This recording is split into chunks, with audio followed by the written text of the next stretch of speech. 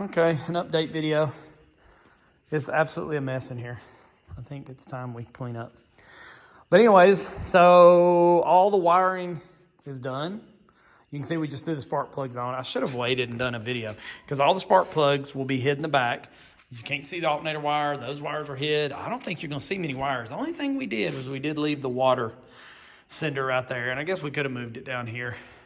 Might still do that while there's no water in it, because other than that, then everything's hid really well, I think. But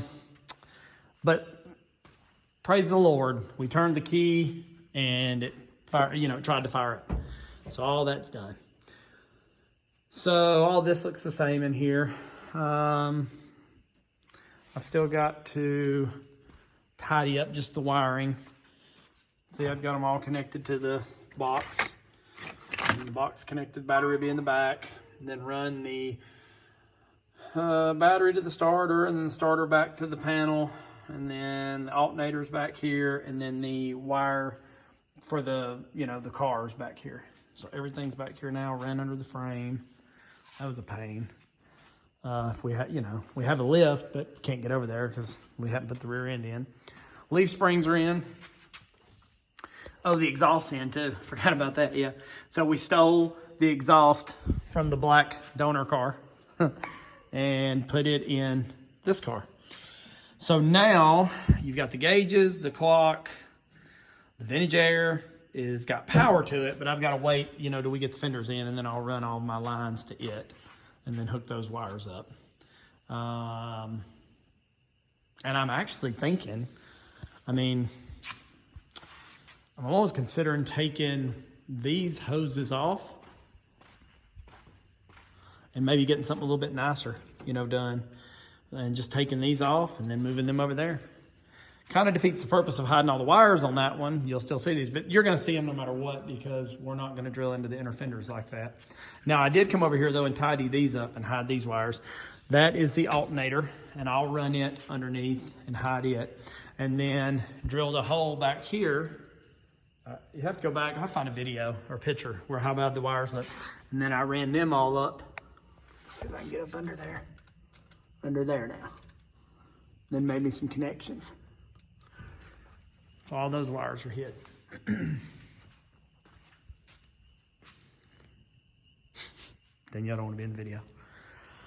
So yeah, so now the plan is, like I said, if I take these off, then I'll put them on that car.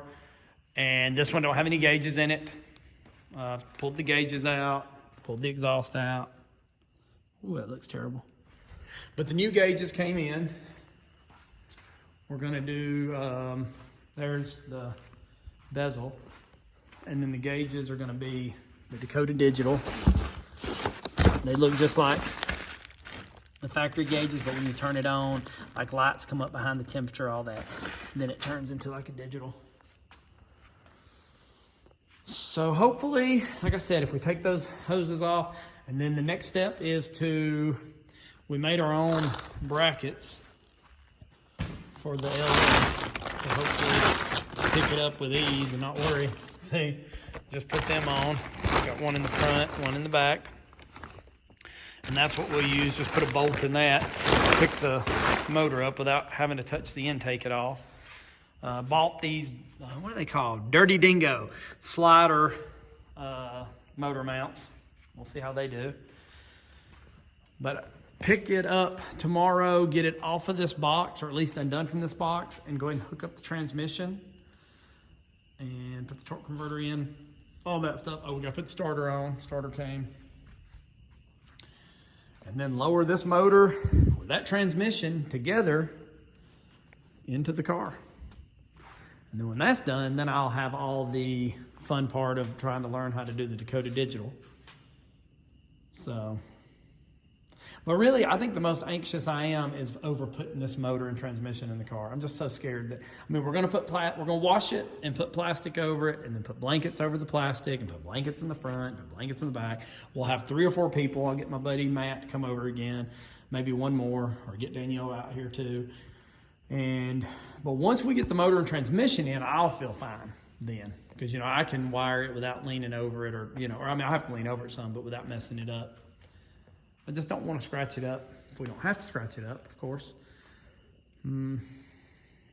So that's the plan. So it's coming along. So, oh, and then the rear end. I said the rear end's out. So we've got the rear end out here. I sanded it down earlier just with that, and then put some paint thinner on it. Daddy's already gone. I think it's dark. And then I just sprayed it with black paint. I mean, it ain't perfectly clean, but it will look good. You can't really see it, it's dark out here. But it'll look good enough. If we had plenty of money, I would buy a 4-link and stick it under the black one and take that, you know, off of there, that rear end out and put it on the white one. But we don't have $7,200 for that anymore. So, all right, well, that's a long update video. So we've got a lot to do. So maybe over the next few days, we'll have another video. We were gonna fire it up for a second tonight. We thought about it, but we know this motor runs and everything, so there was no reason to do that. Fuel tank's in. So yeah, I mean, it's about ready. Like I said, ignore the shop. It's like a bomb exploded. So, all right, well, there's an update video. I'll see y'all later.